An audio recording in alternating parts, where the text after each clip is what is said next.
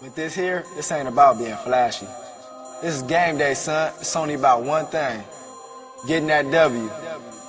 That's the only thing that matters right now. Boy, are you ready? The past is the past, you know? It's a new day, bro. My day. Gotta do it now. Blindside Fantasy Football Podcast back for another episode. Matt, was it just me, or was it this weekend was just a bunch of nobodies just coming out of the woodwork and scoring fantasy points this week? It was just one of those weeks where so many teams are on a bye and fantasy teams just threw people in there and they just performed, huh? I mean, you obviously got to capitalize on that a little bit. Yeah, I had our home league. I had 6 guys on a bye. Couldn't even field a team. Sunday morning, I decided, you know what? I'll pick up Riley Cooper. He's had some big games with Foles as the quarterback this week. Next thing you know, how'd that work out for you? Basically, if you had Cooper in your lineup or Carchery, you won this weekend. So it worked out pretty well for me. Yeah, and I had exactly the opposite. I had somebody pick up and start Marlon Brown this week and get 2 touchdowns out of him. I mean, just unpredictable. Really, really crazy stuff happening this weekend. But obviously, on today's pod, we're gonna review all those Week 9 games, preview the Thursday night Redskins-Vikings game, go over some waiver wire pickups. Why bother? Do we have to? Yeah, I mean we still got to preview it a little bit. There probably won't be much of one, and then finally, Matt, we'll do some of your all in. So first up here, we got Chiefs and Bills. C.J. Spiller, 12 carries on 116 yards rushing, 2 receptions for 39 yards. After the game, they said that he still wasn't 100%. Do you think he's back, or do you think this was just kind of fluky because of that long 61-yard run, kind of like he had a few weeks ago, where he had that one big play that kind of made all the final numbers look a lot better? What do you think of C.J. Spiller? I think he's coming back. It's starting to look better for sure. I ranked him ahead of Fred Jackson this week for the first time in a while. Wow. But I did see some grimacing, like he said, he's still not 100%, but I think things are looking better for sure. Still had Fred very high as well, but did have Spill a little higher. Yeah, I will say I'm getting a little bit more nervous about Fred Jackson. I mean, he's still got a lot of work in this game. 16 carries for 77 yards rushing, another reception for 22. So he still performed very, very good for you. But I am going to get a little bit more nervous as C.J. Spiller gets more and more healthy. And I think the thing that's going to help Fred Jackson is he's still going to stay that goal line back for them. But, I do see his workload kind of coming down a little bit moving forward. E.J. Manuel, there was news today that he finally got cleared to play. So promptly, the Bills cut Matt Flynn. I think we all saw that coming. Matt Flynn was kind of an emergency guy that they picked up to kind of help them out and get through the injuries. Keep an eye on Green Bay, calling Matty. Yep. Dwayne Bowe, 7 for 67 on 12 targets. Just last week we were saying he's droppable, but, I mean, are you buying this? Is he back into wide receiver 3, wide receiver 4 territory? Or do you think... You like to see the 12 targets. Listen, I'd rather have Riley Cooper, a guy I talked about earlier. He's droppable, unless there's nothing better out there. Really, it's so hard to say. Is that how that it's works? It's really hard to say he's droppable depending on what kind of league you're in. Are you talking about a 10? Yeah, I still think it's okay. 10 is definitely droppable. But, I still think... To talk about this as his best game of the year is still pretty bad. 67 yards, that's not setting the world on fire. And, what his quarterback does. He's not a guy that's going to, have these huge games. So, Dwayne Bowe's just got such a low ceiling. Yeah. By the way, Week 9 saw Jamaal Charles with his first game without either a TD or 100-plus total yards. Cut him. He's kind of good, a little bit good. I just thought that was amazing. A touchdown or over 100 total yards in every game this year. That's amazing. If you ever wanted to buy low on Jamaal Charles, which is impossible, totally. Maybe you can talk him into this week. Yeah. Vikings, Cowboys. Tony Romo, another nice day. 337 passing, 2 touchdowns. 19-plus fantasy points now in 5 of their last 7. After New Orleans this week and their bye, they got the Giants, Raiders, Bears, Packers, and Redskins. You're not really afraid of any of those defenses. I think he has one of the best fantasy schedules coming up to kind of put you through the playoffs. We'll talk about another guy I think still has a pretty good schedule a little bit later on, but one of those guys I think you should try to target because he'll be very consistent and very solid for you throughout the fantasy playoffs. This game also, it kind of seemed like the Vikings were making a concerted effort to kind of stop Des Bryant. I mean, he still finished with 6 catches for 64 yards on 11 targets, but they just kind of let Witten run amok. 8 for 102 and a touchdown. Real quick, too, I just want to point out, it's funny how we talk about Des Bryant having a bad game, going 6 for 64, and then on the flip side, just a second ago, we were talking about Dwayne Bowe having a great game, going 7 for 67. Yep. I mean, it's almost the same numbers, and that kind of tells you a little bit about their talent. Only 8 carries in this game, though, by the running backs. Are you worried about DeMarco Murray, or do you think this was them just kind of, easing them back? Well, he had, how many receptions did he have? 4. Yeah, so, I mean, he had some catches, too. So I don't know if it was limited, lack of work because of his coming back from the injury. Maybe that was the case. Just a weird game plan. Actually, I heard somebody saying it on ESPN that Romo he was basically checking out of 70% of the running plays that were called, something like that. So just he saw a blitz. The Vikings were blitzing on many of them. He checked out of it to a pass. So interesting. Yeah, that's what happened. I guess that's what they're saying. Which doesn't mean that won't continue, though. I mean, it's got to be a little worrisome if you're a DeMarco Murray owner. I mean, even if he's checking out of a lot of those, how many times do you think they had design run plays for him? I mean, obviously not that much. No, I mean, he had 8 carries. 8 carries by all the running backs. Yeah, I mean, they were behind in this game. It wasn't a huge deficit. And, playing the Vikings, I don't know how you're worried when you're behind. No, you're not. So, I don't know. I think a fluky game. Sometimes these coordinators just have these weird days. I guess I can chalk it up to that. Murray, I think, will be okay. Yeah. Nice to see Peterson finally get back into beast mode here. 25 for $140 and a touch. Another 3 for 37 receiving. Leslie Frazier finally learning, hey, I got this guy back here. I should probably feed him the ball instead of letting my quarterbacks throw it. How about that touchdown run, huh? That was gross. Awesome. It was gross. Titans Rams. Welcome back, Chris Johnson. Hey, by the way, Rudolph. Yeah, fractured his foot. Yeah, out for a month, just in case somebody had him out there. Just in case you were, playing those really, really deep 2 tight end leagues or something crazy. Chris Johnson, though, in the Titans-Rams game, 23 for 152 and 2 touchdowns, another 3 for 20 receiving. Sean Green also got some looks in this game, kind of what their head coach was saying, trying to get them both a lot of work. Yep. Sean Green, 9 for 38 and a touchdown, and another reception for 28 yards. Ironically, Sean Green, with that 28-yard reception, ended up finishing second in the team in receiving yards. That kind of tells you a little bit about what happened to Jake Locker in this game and how much they kind of planned on the run. Upcoming schedule, though, they got Jacksonville twice, Indy twice, Raiders, and Broncos. So some really nice matchups for both Chris Johnson and Sean Green. I kind of mentioned Sean Green last week as a guy to take a flyer on just to see what happens. Did pretty good in this game. It'll be interesting to see how they use him going forward. But, if we got to kind of mention Zach Stacy, too, the other side of the ball here. 27 for 127 rushing, 2 rushing touchdowns, 6 for 51 receiving on 7 targets. Second most targeted player on their team. Since week 5, as the starter, he's the number 4 running back in fantasy, number 2 in rushing yards. And you've actually seen his touches go up every week since becoming the starter. 14 touches to 20 to 21 to 27, and now 33 this last game. So rest of the season, which guy would you rather have? I mean, Zach Stacy or the other running back in this game, Chris Johnson? Even with Zach Stacy getting 6 receptions, which is very surprising to me, as I said in a few pods ago, wasn't really heavily targeted. Not many receptions in college. I wasn't sure if that was something he could do. He's kind of showing that's not a problem, so he's very versatile. I'm still going to say CJ just because I love the schedule matchups coming up. Yeah, I have him 7th this week. I'm kind of buying into it. And I think Locker, this week was a little bit of a little bit of an aberration. I think he's going to be just fine. Not as good as he was doing, I don't think. You mentioned your stats where he was 4th if you take out a few of those games.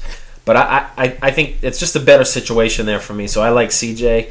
I just, I don't like the offense there in St. Louis, although Zach Stacy is just really opening my eyes. That kid can play football. Yeah, I'll still say Chris Johnson too, but I think it's a little bit closer than what you got him at. I think Stacy might be a top 10 guy the rest of the way. I mean, he's getting all the work because I think they're understanding that that's all they really have. Yeah. And, I mean, as much as I like Chris Johnson's schedule coming up, Stacy is by far the bigger goal line threat. Chris Johnson's only going to score in those runs, 10 yards and longer, those types of things. He's not going to get it in close, as you saw with Sean Green kind of stealing one away from him. So I think it's a lot closer than you think. The schedule for Chris Johnson definitely makes him a lot more interesting. But I think the rest of the way, Zach Stacy's probably a top 10 guy for me. Yeah, and I think this is probably a question we can revisit again after another week. It's still early in Zach's career. But the way he's been playing, I mentioned that offense, I hate it. The way he's been playing, he can kind of fix an offense. So yeah, this is a good question. It's close. Yeah. Saints Jets. Jimmy Graham kind of teaching us these last couple of weeks that you start your studs. Even if they're banged up, unless your name is Roddy White, you start your studs. 9 for 116 and 2 touchdowns on 12 targets. So Matt, I wanted to throw a couple of rest of the season guys at you. Tell me who you would take. Jimmy Graham or Noshawn Moreno rest of the season? Going to different positions. Different positions. I'm going to switch it up a little bit. As bad as running backs have been, they're almost rare as well. Like the Jimmy Graham at tight end. Jimmy is.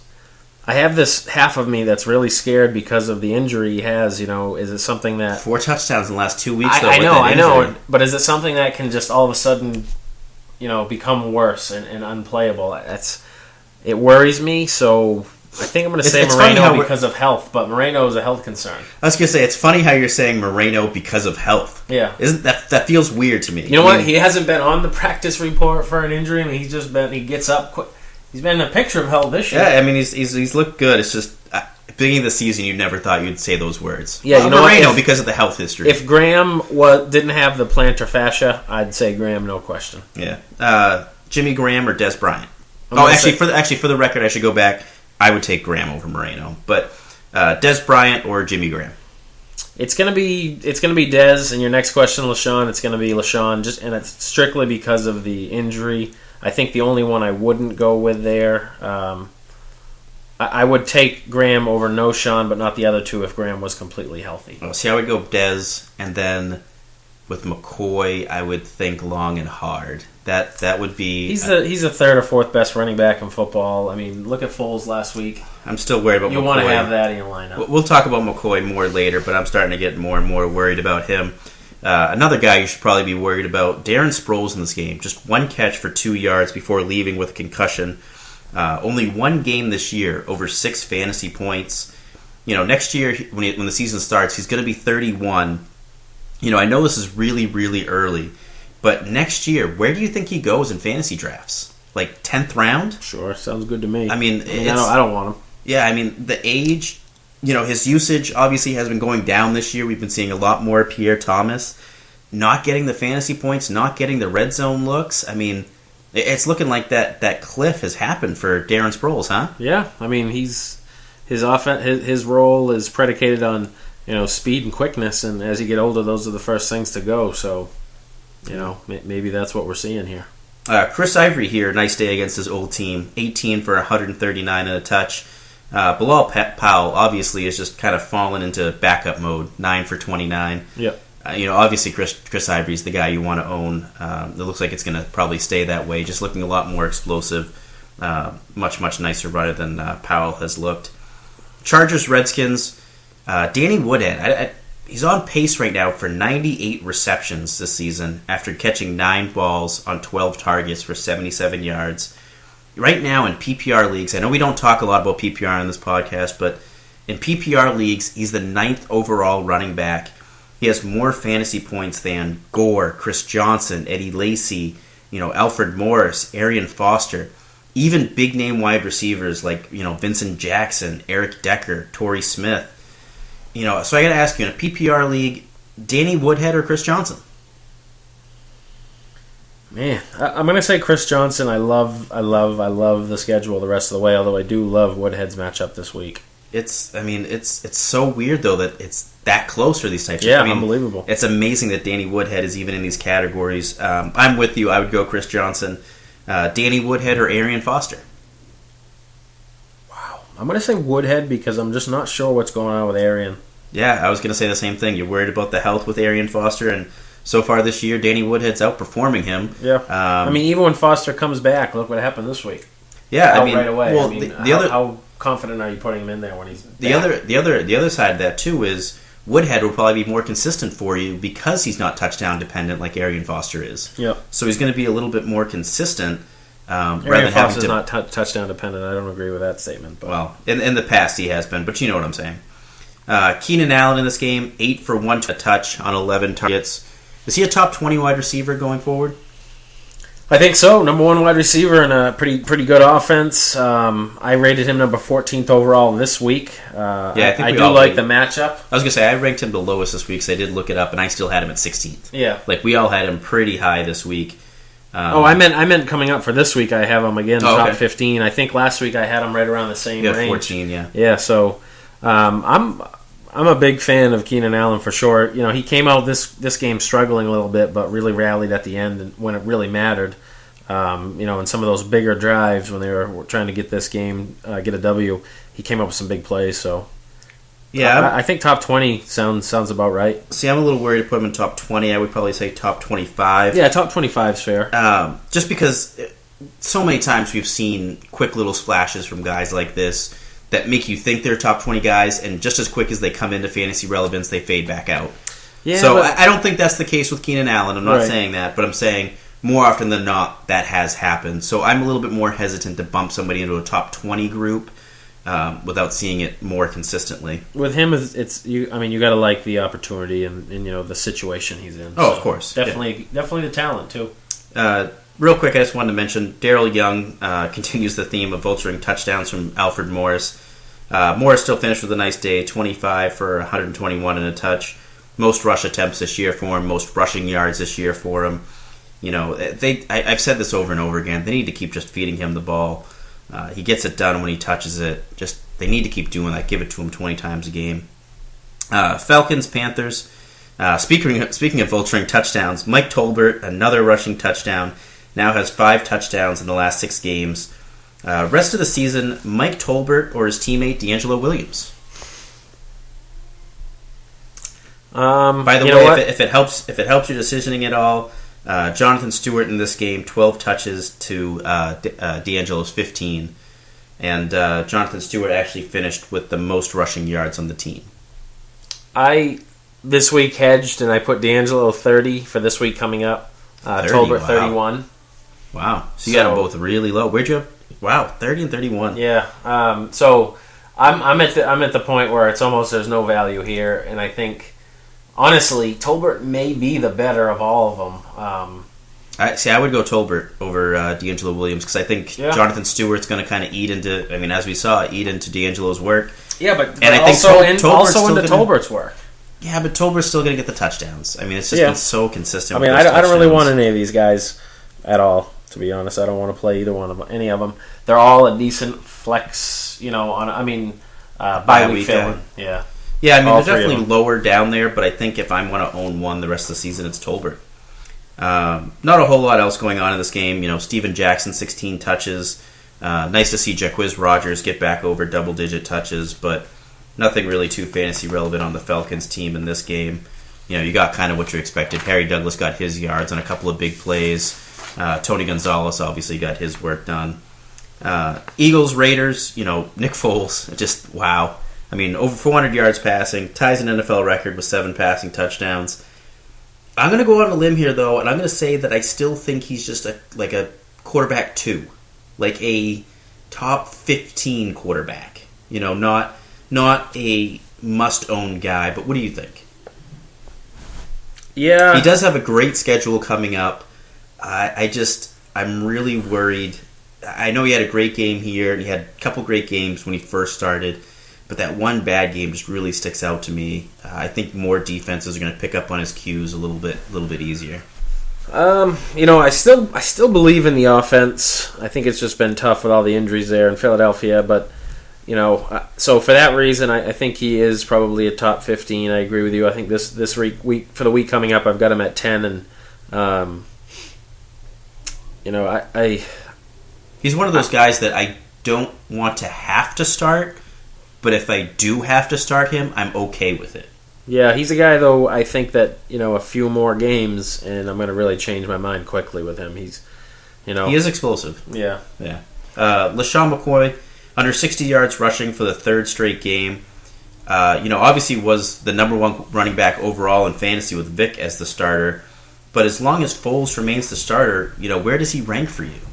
Well, it's all going to depend on, I couldn't answer the question you just asked me about Foles because I just got to see a little bit more, but if he's competent and this offense keeps moving, 7 touchdowns is not going to happen. There's going to be more for McCoy to go around. He had one this week anyways. Still had a solid week. He's still top 4 for me for running backs. I'd say Charles, Peterson, probably McCoy would be right in there with Lynch ahead of him maybe. Gore? I think I'd rather have McCoy still. Lacey? Rather have McCoy.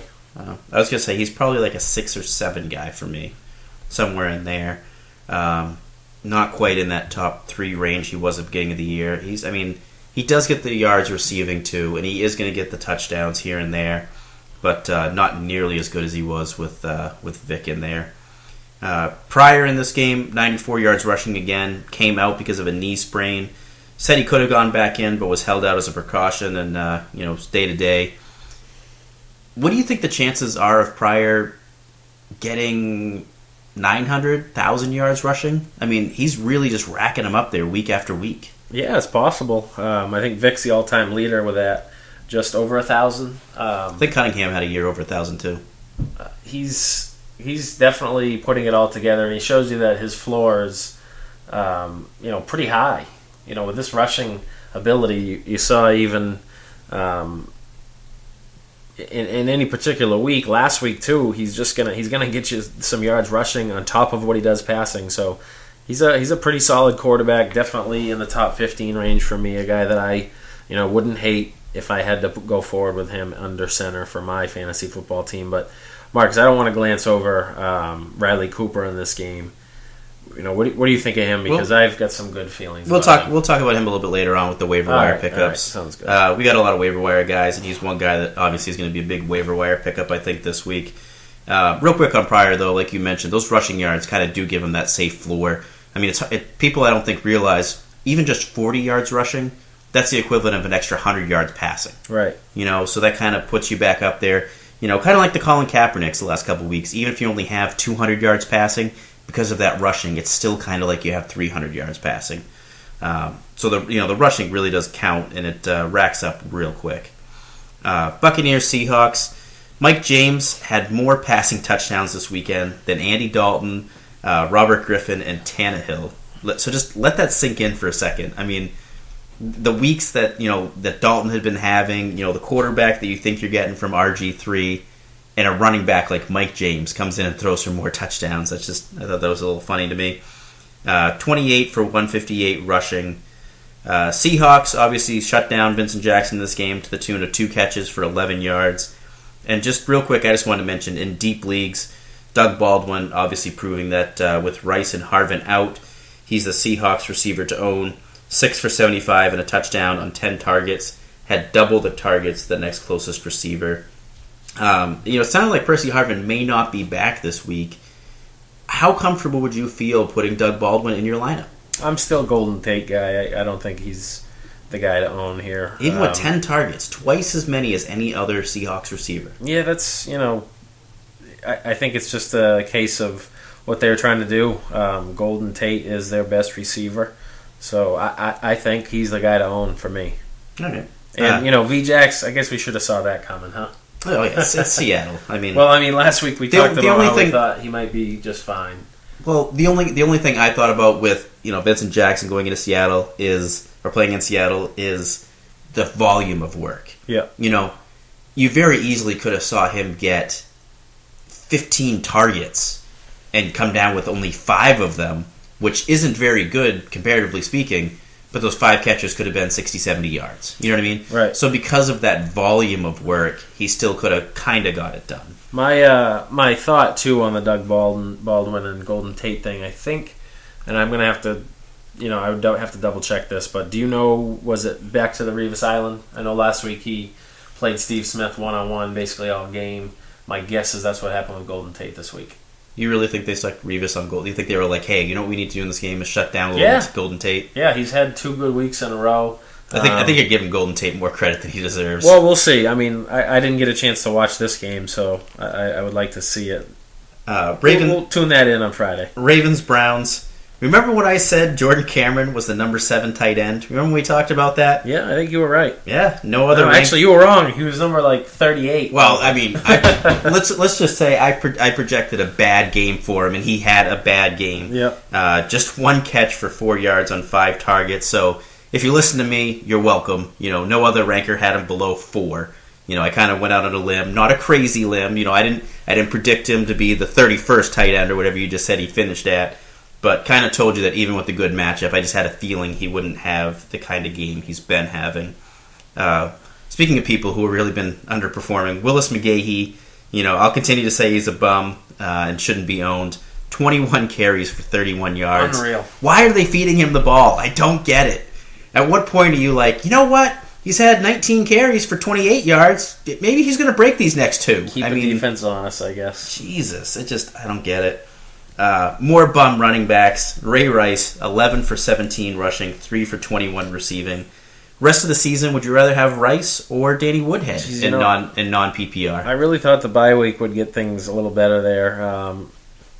I am going to say Rice still on that one because I'm an idiot. Yeah, that's kind of how I feel too. I would have said the same thing. Rice because I'm stubborn. Rice or Mike Tolbert? I'm going to say Rice. So tough. I mean, yeah, I'm going Rice too. Rice or Lamar Miller? I'm starting to buy into Lamar. I'm going to say Lamar. Yeah, I'm the same way. I'm going Lamar Miller on that one too. I saw a little thing out there today that they actually want to get Lamar Miller more work. So it'll be interesting to see what he is these next few weeks. Torrey Smith, another nice game despite having Joe Hayden on him. 5 for 78 on 8 targets. And then, kind of like I said at the top of the show, Marlon Brown, just 5 for 54 and 2 touchdowns. And then Greg Little, another guy coming out of nowhere, 7 for $122.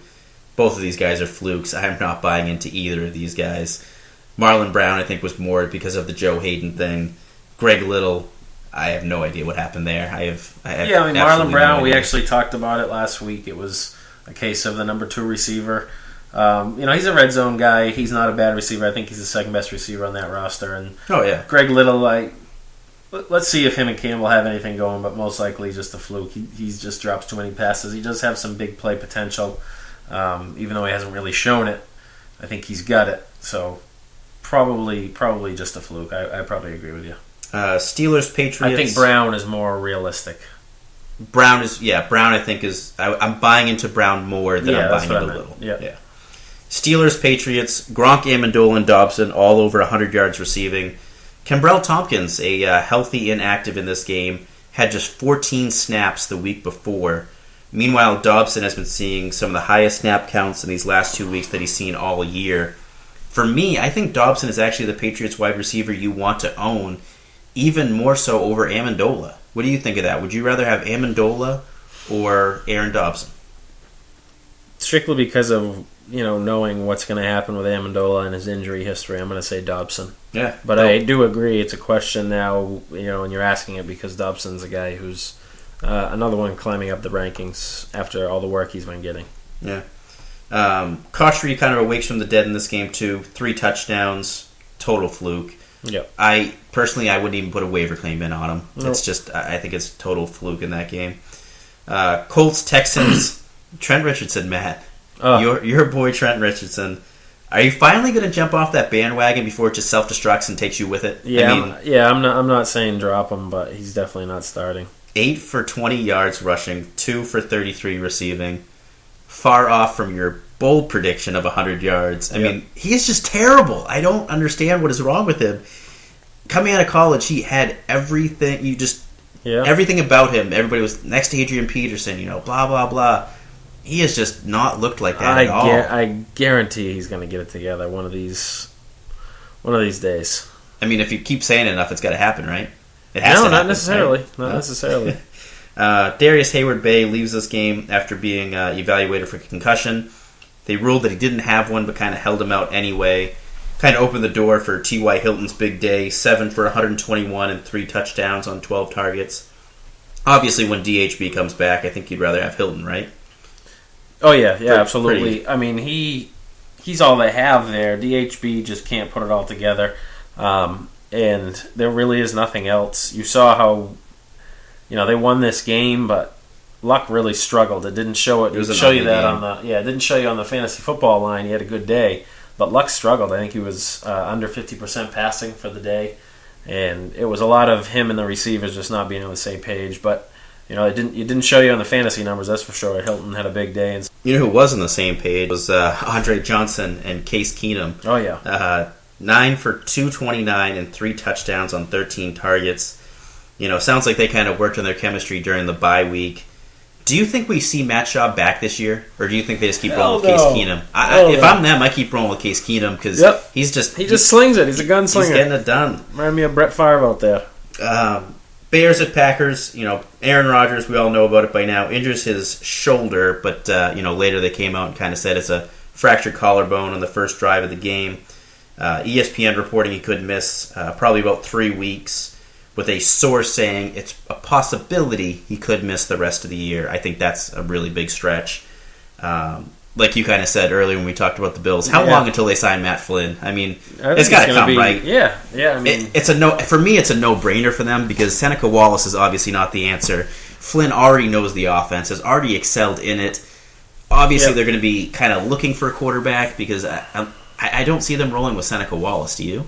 No, I mean, I could see him roll with Seneca Wallace, but Matt Flynn, if they had to roll with him, I think they could. But knowing Matt Flynn's out there, I think that just makes so much sense. Yeah, I mean, a backup quarterback doesn't get snaps during the week of practice. No. There's such limited practice time, so he comes in after having the best job in the world, backup quarterback, not taking hits, making some pretty good money. So I think after a week of being in practice, Seneca Wallace is a serviceable quarterback in the NFL. He's not, I don't mean as a guy I'm going to pick up. He's not a fantasy guy. No, but he's fine, I think. But you're right, Matt Flynn. This guy knows the offense. Get him in there. I know he's been awful and beaten out in jobs, or we haven't even seen him be awful on the field, but beaten out in jobs after time. But he knows the offense. You got to get him there because why not? Yeah. Why not? You get him for nothing. Yeah. Eddie Lacy in this game, 22 for 150 and a touch. If Rodgers does miss significant time, I think Lacy moves into my top 3 running backs rest of the season. I mean, this is a guy who, since their bye week, is number 3 in fantasy points for running backs. He's just been a beast, and his upcoming schedule is very favorable. Eagles, Giants, Vikings, Lions, Falcons, Cowboys, Steelers. A lot of teams that you can run on there. Are you worried about defenses stacking the box against him with Seneca Wallace being back there? Yeah, absolutely. I think that's why you can't move him up. I think he's kind of reached his highest point. With Seneca Wallace in the game, you're right. You saw it last night. They were already doing it, stacking the box. Broke a couple big runs. Stark's one of them. Who's a guy that I think is a must-own now for sure. It is a solid player, but I think because of the quarterback situation, you can't really move him to your top 3. But definitely an awesome player. Yeah, I was just going to say, I think you already saw them kind of stacking the box against him last night, but obviously the Bears' run defense is not anything to be scared of either. Yeah. For me, I just do. I really buy into Lacy. Matt, I kind of talked to you about it off air before we started, that in one of our leagues that we're in together, I offered Ryan Matthews, Fred Jackson, and Torrey Smith, all for Eddie Lacy, and I got turned down. Yep. I mean, that kind of tells you something about his value, and not only what I'm valuing him at, but what others are as well. Marshall and Jeffrey combined for 12 for 167 and 2 touchdowns in this game. Sounds like Cutler could come back next week. I think both of them do get a little bit of a bump when he does come back, because he really likes targeting both of those guys. Obviously, McCown played well. I just think that Cutler will look to them. Tell you what, he'd be often. the best freaking quarterback in Minnesota. Yeah, he would. You guys should give him a shot in the offseason. Why not? We already had 3 quarterbacks. Try to trade for him, give up a 5th rounder or something. He'd be like, hey, Josh, 100%. Look who you got to compete against. you got the job. You'd be like, I'll come over for $15-20. I just want to start somewhere. Yeah. Nice to see Matt Forte, too, have a nice day again. 24 for 125 and a touchdown rushing, 5 for 54 receiving. Beyond McCoy and I guess Reggie Bush, is there a lighter guy on his feet? The way Forte runs. Oh, he's amazing. Yeah, it's you can cut on a dime. These are the guys. These are the guys that I always look, obviously, to draft because I want guys that are going to get me yards rushing and receiving, so that if they are down, they can still kind of hold their own in games like this.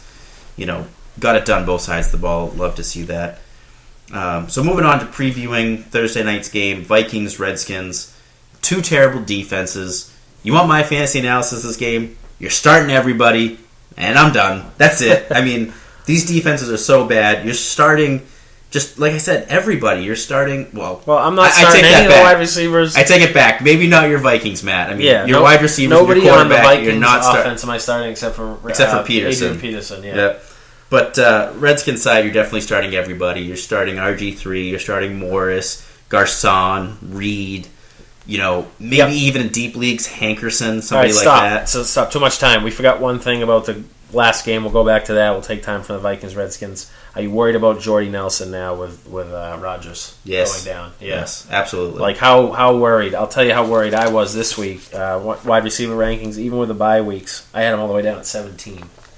Oh, that's not worried at all. That's 17? Worried. That's worried. 17? That's Come worried. on. That's worried. Bye weeks is 4 teams on a bye. I think last week I had Jordy Nelson below 17, even thinking that you shouldn't. The way he's that been playing Rodgers this was year. playing. The way he's been playing this year, you shouldn't. Hold on. You know what? Just talk amongst yourselves a little bit here. I'm going to bring this up to see where I had him. That is not bold at all.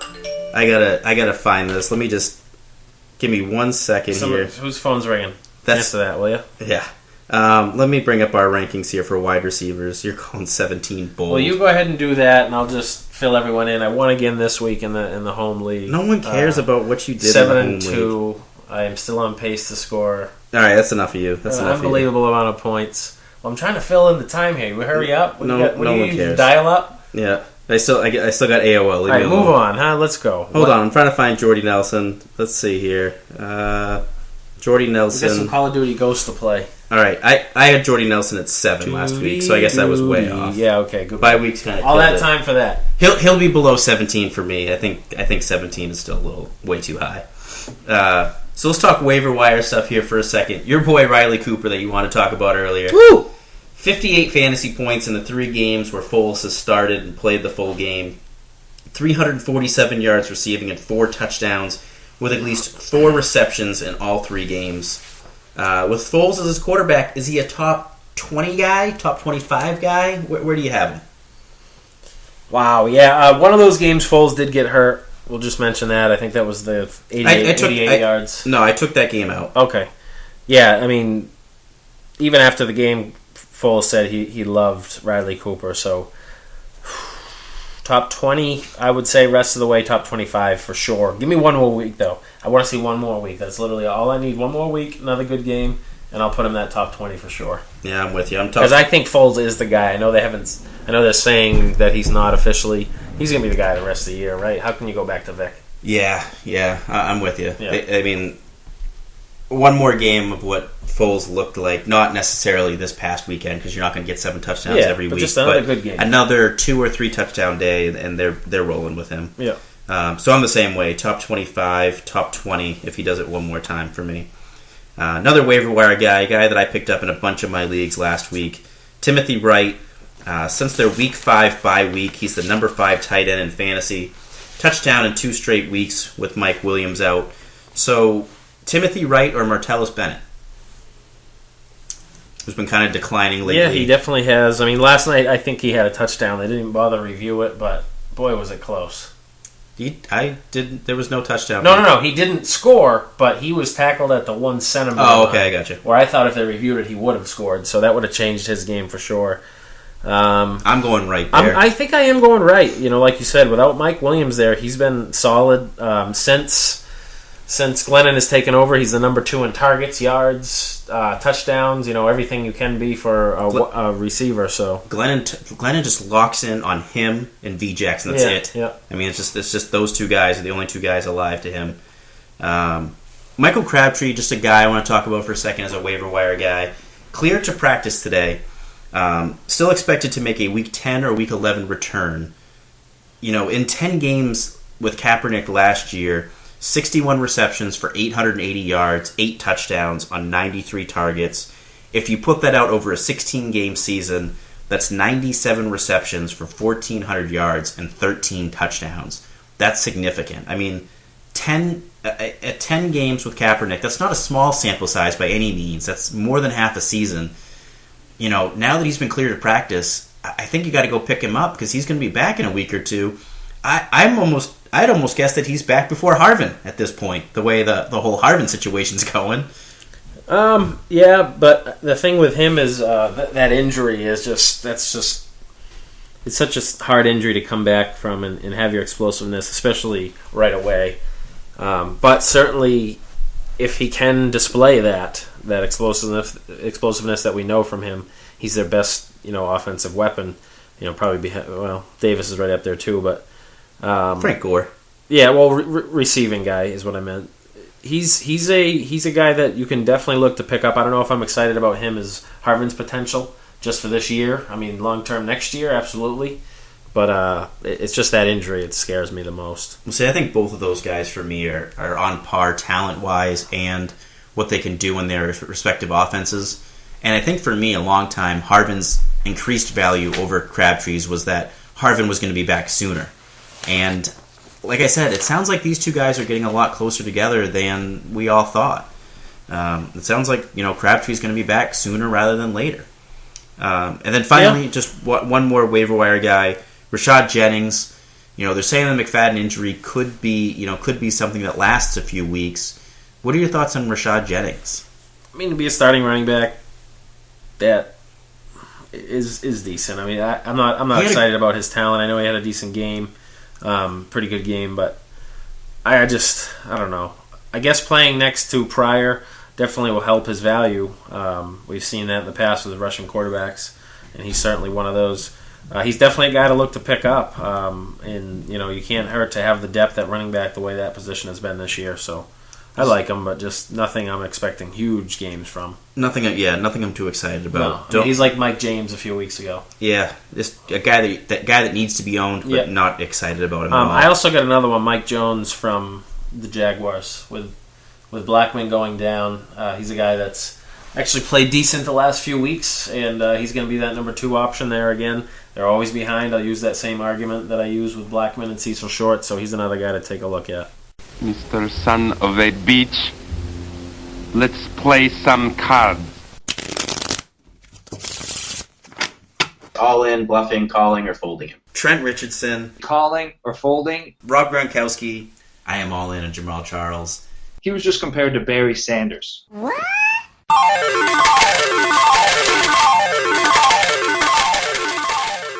All right, Matt, it's time to do your all-in segment here. I got a few for you. I got one quarterback, one running back, and a wide receiver.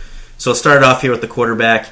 I was a top 7 quarterback coming into the season, but have struggled lately. Single-digit fantasy points in each of my last 2 games. In those 2 games, I've had 2 passing touchdowns and 7 interceptions. Oh, this is easy. My 2 top receivers can't stay healthy. In my next 3 games, I face the Seattle secondary, Revis Island, and the Saints, who are the 3rd best against opposing quarterbacks. Who am I? Matt Ryan. Yeah, it's pretty. The 2 receivers thing kind of gave it away a little bit. Can't get any amazing. How did you know that this week? Not from him. No, not at all. So, what do you think? Are you gonna buy into? Well, not you're definitely not buying into him. What are you doing with him? I'm folding him. There is that chance that Roddy comes back, but here we are now, week 9, and he still hasn't been healthy all year. So, I just that offensive line is terrible. But if the guys come back, get healthy completely for Jackson and Roddy White, maybe a change. But for now, I'm not dropping him. But I'm not excited to have him on my roster at all. It sucks he has to take up a spot. Yeah, he's not a guy. He's a guy that if I could trade him away, I would. Yep. Just because I'm never going to be excited about starting him again unless Roddy comes back healthy. But God only knows when that's going to be. Yep. And like you said, he's just going to waste a roster spot on your team. It's just a bad situation with him. Kind of falls into what Tom Brady was a few weeks ago. kind of just there, and you keep having hope in him. Hey, and even though look, you it's shouldn't. a similar situation. Look, It no is. weapons around, everybody's hurt or gone. Yeah. Look, it shows you as good as these wide receivers, as good as these quarterbacks are, they're really tough to be anything without their wide receivers. Yeah. Matt, this running back one's going to be even easier for you because I actually gave you all the stats. Exact numbers. So why don't we just a say little bit instead of earlier doing that, a little I'm earlier Zach in this podcast. So yeah, Zach Stacy, like I said earlier, since week 5, the number 4 running back in fantasy, number 2 in rushing yards, touches going up every week.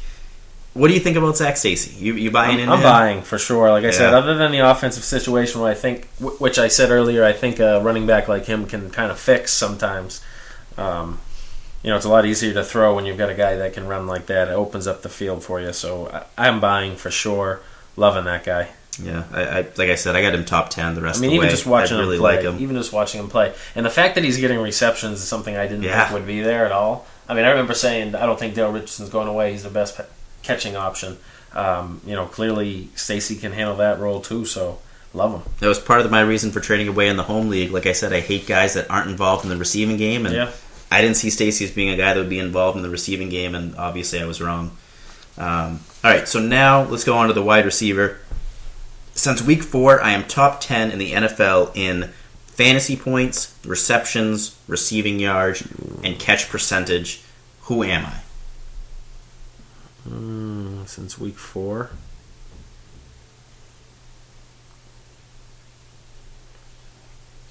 Pierre Garçon. No. No. Keenan Allen. Oh, my boy Keenan. All right. What up, my boy? So, Keenan Allen, what do you think of Keenan? Oh, I'm buying. Love him. I mean, we talked about it already earlier today, so it'd be kind of redundant to keep talking about it. But believe in it completely. Love the situation. Like the quarterback. Love the offense. A lot of weapons. I got to get you some better all-in things for next week, huh? These ones kind of suck. Those were easy. Those were easy. We talked about these. Those were easy. All right. Make sure to follow Matt and I on Twitter, me at Marcus Katkin, Matt at Matt Dugal, and send your questions to #BlindsidePod or blindside@blindsidefootball.com. Matt, Rob, and I obviously live tweeting every Sunday from noon till 1 o'clock, so make sure you send your start-sit questions to #AskBlindside. Matt, I think that's going to do it, unless you got something else you want to add. No, we'll keep away from the questions today. I just want to go play some Call of Duty Ghost. Yeah, if you haven't got it, go out and get it and play it. And hopefully listen to the podcast if you want to hit us up for the names, we can play. Yeah. All right, guys. We'll talk to you on Friday.